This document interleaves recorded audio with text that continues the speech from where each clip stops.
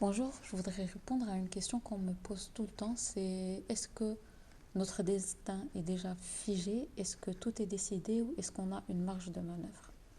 Je vais dire qu'il y a des grandes lignes qui sont figées, mais qui ne sont pas figées en mode c'est obligé de les vivre. Ils sont les lignes directrices de ce qu'on a choisi d'expérimenter dans la matière pour cette incarnation. Et puis, il y a d'autres choses que nous pouvons expérimenter à notre goût et qui sont et dans lesquels on a une plus grande marge de manœuvre. Par exemple, pour moi, je n'avais pas beaucoup de marge de manœuvre vis-à-vis de ma mission d'âme, de ma mission de vie et de ce que j'avais exercé, que j'allais exercer et de comment j'allais éclairer l'humain.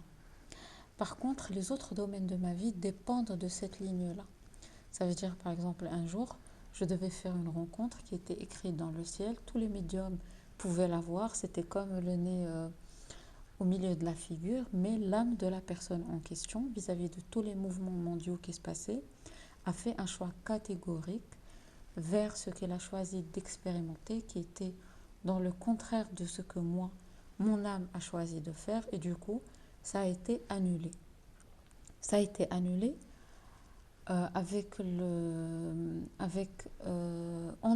amont et en aval, l'acceptation de mon âme en toute souveraineté. Ça veut dire que c'est quelque chose qui a été décidé entre les deux parties vis-à-vis de tout ce qui a été noté.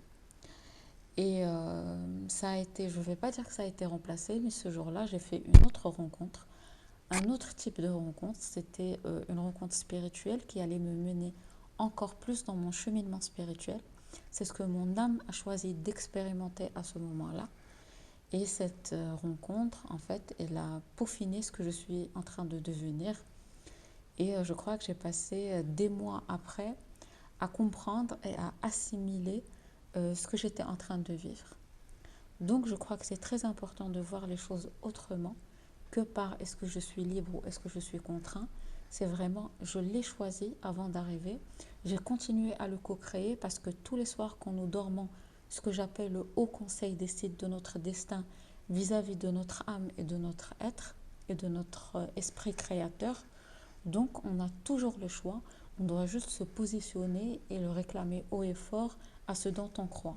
Dieu, l'univers, nos guides ou toute autre chose, et de le réclamer haut et fort.